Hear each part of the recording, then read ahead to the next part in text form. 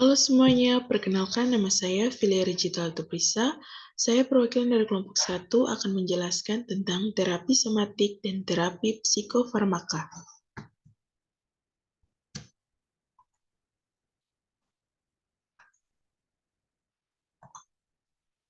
Terapi somatik. Terapi somatik adalah terapi yang diberikan untuk menghilangkan keluhan fisik yang biasanya menimbulkan gejala ikutan akibat stres, kecemasan, dan depresi dengan cara memberikan obat-obatan pada organ tubuh yang mengalami gangguan. Hawari tahun 2011. Terapi somatik adalah terapi yang diberikan kepada klien dengan tujuan mengubah perilaku maladaptif menjadi perilaku adaptif dalam melakukan tindakan dalam bentuk perlakuan fisik. Jenis-jenis terapi somatik. Yang pertama, restrain atau pengikatan.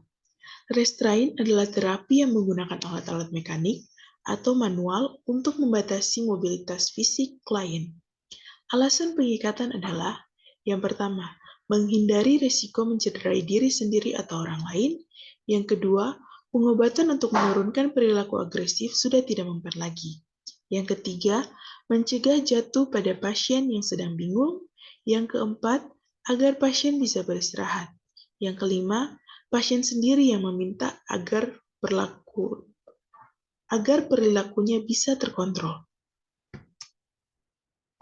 Indikasi restrain yaitu, yang pertama, perilaku kekerasan yang membahayakan diri sendiri dan lingkungannya. Yang kedua, perilaku agitasi yang tidak dapat diatasi dengan obat-obatan.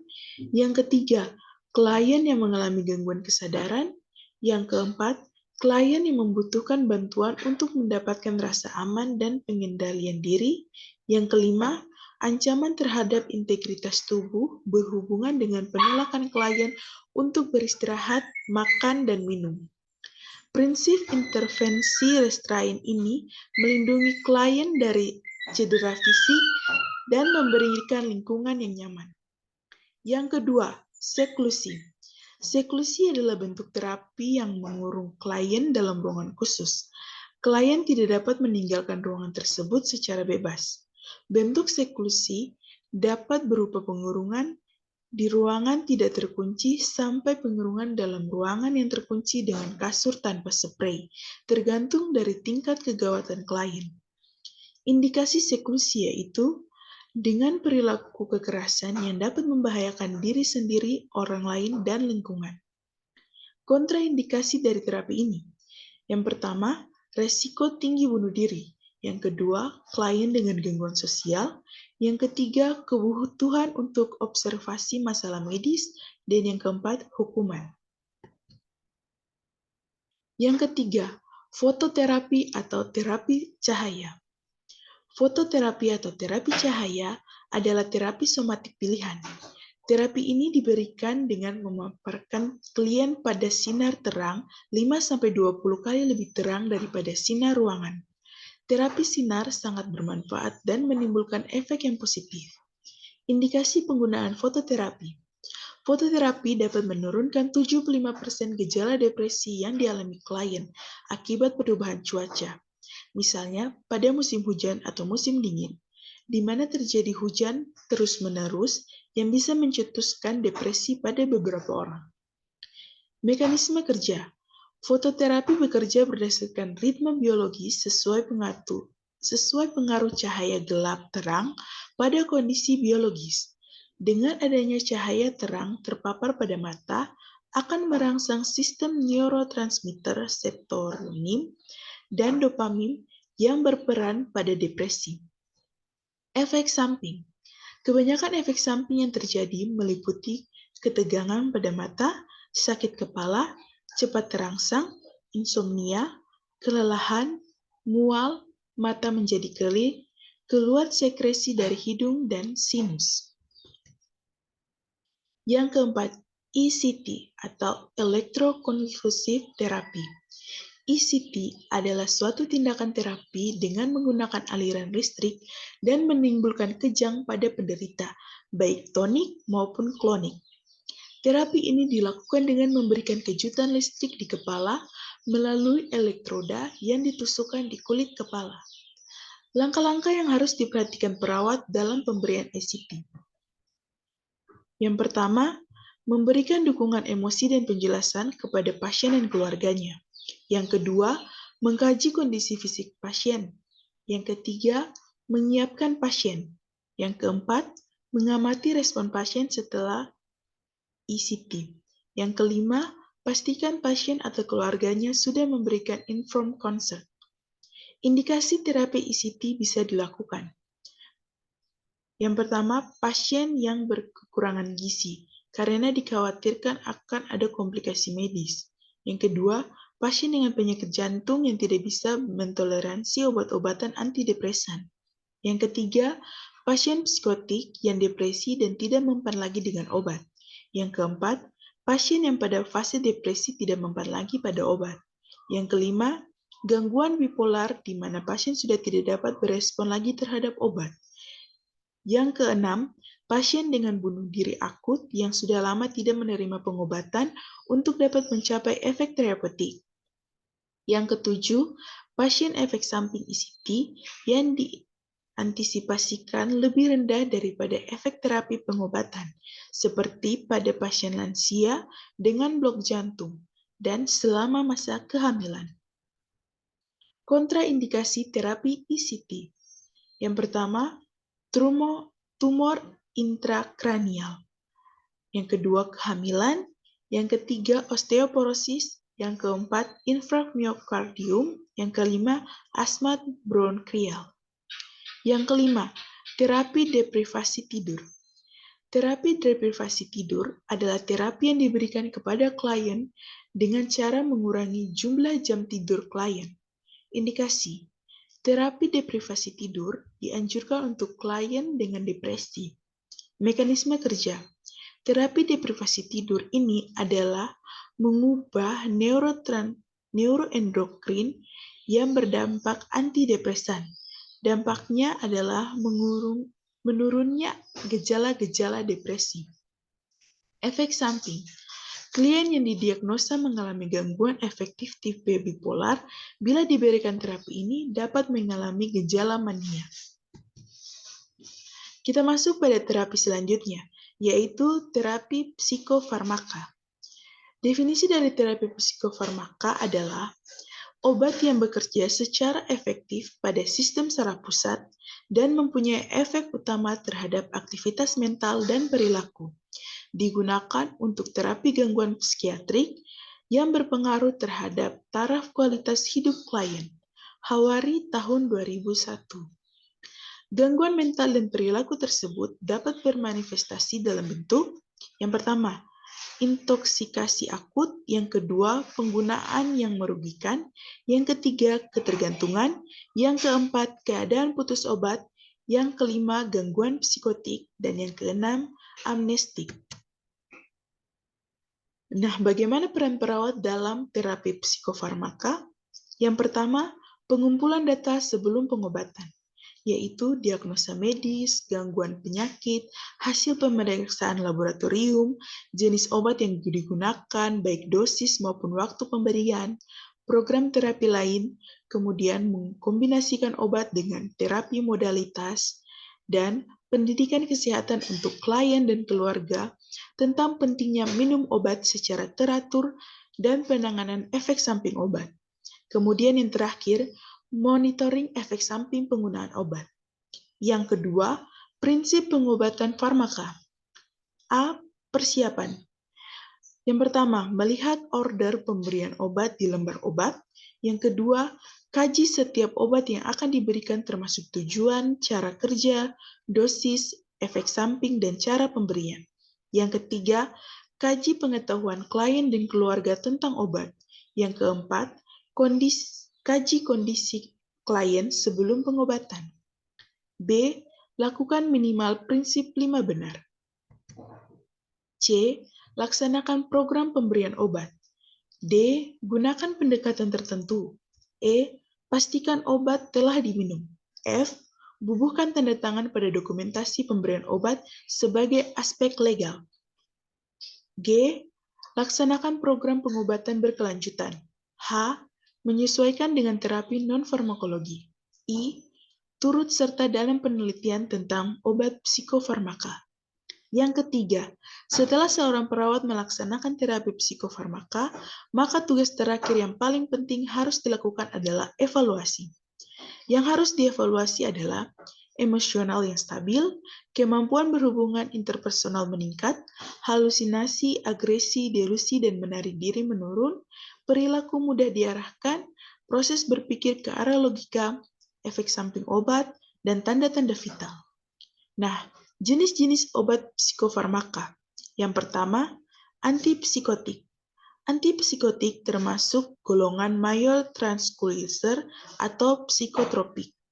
Neuroleptika adalah obat yang dapat menekan fungsi-fungsi psikis tertentu tanpa mempengaruhi fungsi-fungsi umum, seperti berpikir dan berkelakuan normal.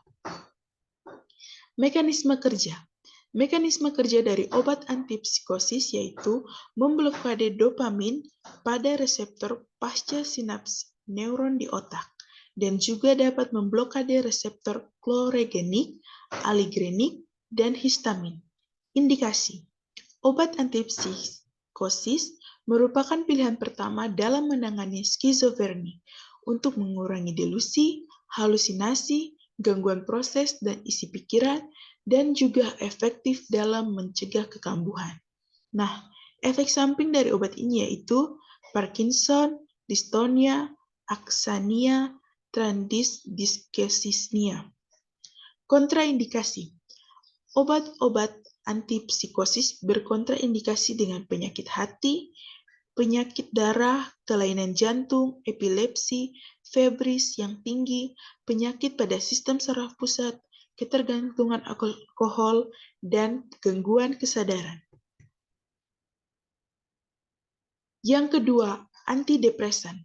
Antidepresan adalah obat yang mampu memperbaiki suasana jiwa dengan menghilangkan atau meringankan gejala keadaan murung yang tidak disebabkan oleh kesulitan sosial ekonomi, obat-obatan, atau penyakit. Mekanisme kerja. Obat ini menghambat reuptake amineric neurotransmitter, menghambat penghancuran oleh enzim monoamine oksidasi sehingga terjadi pengikatan jumlah amineric neurotransmitter pada sinaps neuron di sistem saraf pusat. Indikasi. Obat antidepresan digunakan untuk penderita depresi dan kadang juga berguna untuk penderita ansietas foba, obsesif kompulsif, dan mencegah kekambuhan depresi. Efek samping, yaitu ada sedasi, efek antikolegerik seperti mulut kering, penglihatan kabur, konstipasi, sinus takikardi.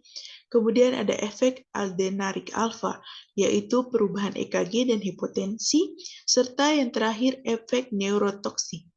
Kontraindikasi. Kontraindikasi pada penyakit jantung koroner, glaukoma, retensi urin, hipertensi, prostat, gangguan fungsi hati, dan epilepsi. Yang ketiga, antimania. Obat antimania adalah obat yang digunakan untuk mengendalikan kecenderungan patologis atau suatu aktivitas tertentu yang dapat dikenali, misalnya mengutil atau yang sering kita sebut dengan kleptomania. Mekanisme kerjanya. Obat antimania ada dari litium karbonat disebabkan kemampuannya mengurangi dopamin reseptor supersensitivity sehingga meningkatkan chloric energy muscarinic activity dan menghambat claric adenosine monosphate.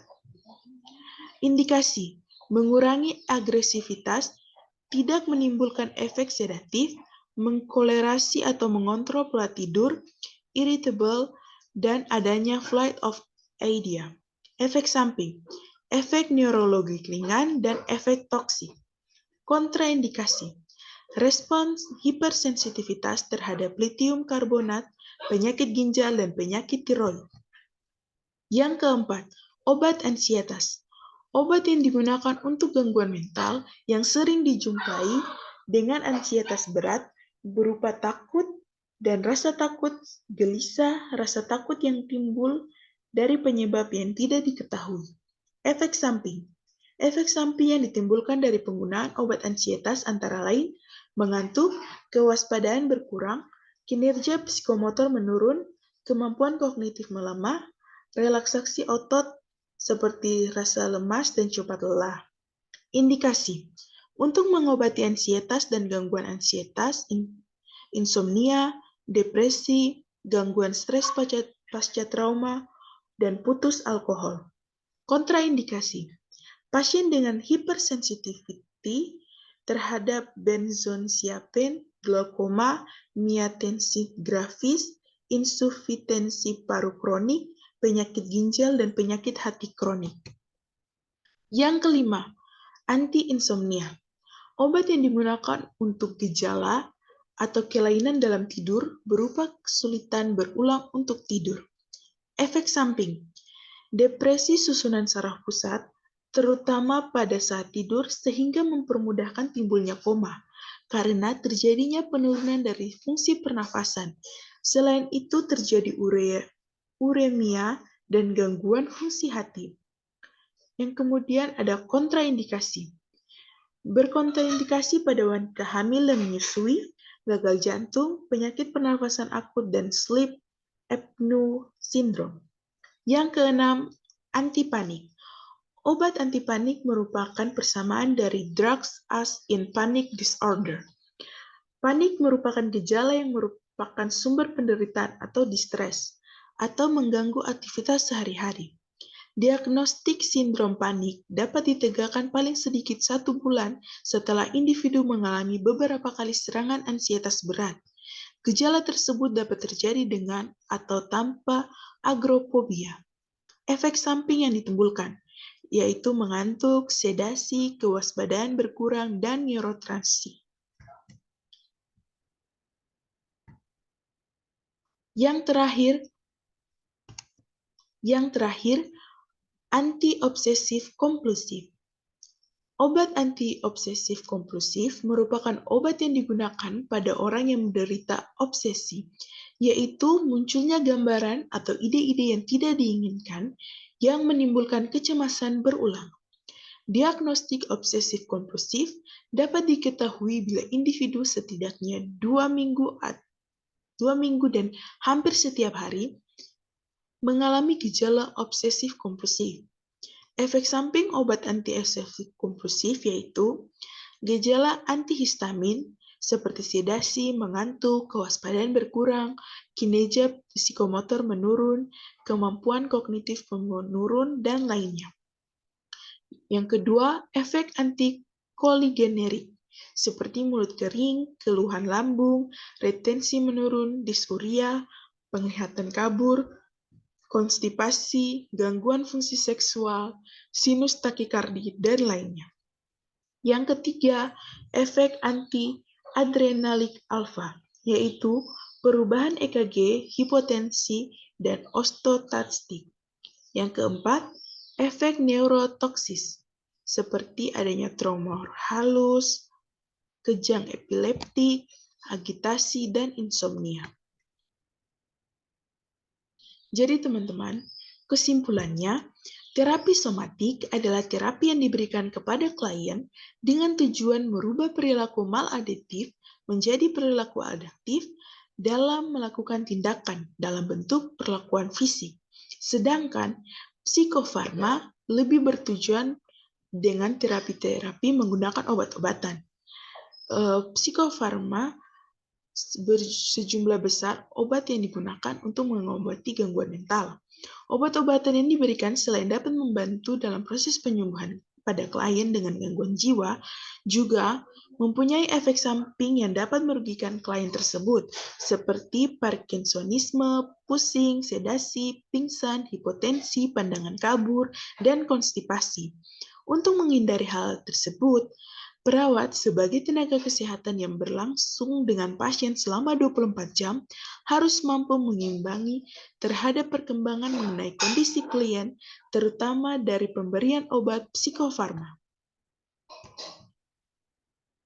Demikianlah penjelasan kelompok kami tentang terapi somatik dan terapi psikofarma.